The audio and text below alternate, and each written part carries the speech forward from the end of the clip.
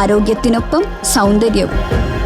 സമഗ്രമായ ആരോഗ്യത്തിന്റെയും സൗന്ദര്യത്തിന്റെയും പുതിയ തുടക്കത്തിനായി മട്ടാഞ്ചേരിയിൽ സ്ഥിതി ചെയ്യുന്ന ആയുർസ്പർശ് ആയുർവേദ ഹോസ്പിറ്റൽ നിങ്ങളേവരെയും സ്വാഗതം ചെയ്യുന്നു. SNDP യോഗം 1395 മൂലംകുഴി ശാഖയുടെ 1-ാം കുടുംബ യൂണിറ്റ് ഗുരുഭവത്തിന്റെ വാർഷികാഘോഷം സംഘടിപ്പിച്ചു. SNDP യോഗം 1395 മൂലംകുഴി ശാഖയുടെ 1-ാം കുടുംബ യൂണിറ്റ് ഗുരുഭവത്തിന്റെ വാർഷികാഘോഷം മിനി അനിൽകുമാർ കുടുകുത്തുംപറമ്പിലിന്റെ വസതിയിൽ സംഘടിപ്പിച്ചു. ശാഖാ പ്രസിഡന്റ് രമേശ് KK അധ്യക്ഷത വഹിച്ച ചടങ്ങിൽ ശാഖാ സെക്രട്ടറി ശ്രീമോൻ CS സ്വാഗതം പറഞ്ഞു. SNDP യോഗം കൊച്ചി യൂണിയൻ സെക്രട്ടറി ഷൈൻ കൂട്ടുങ്കൽ ഭദ്രദീപം കൊളുത്തി ചടങ്ങ് ഉദ്ഘാടനം നിർവഹിച്ചു. യൂണിറ്റ് കൺവീനർ ജയന്തി സുധീഷ് വാർഷിക റിപ്പോർട്ടും കണക്കും അവതരിപ്പിച്ചു.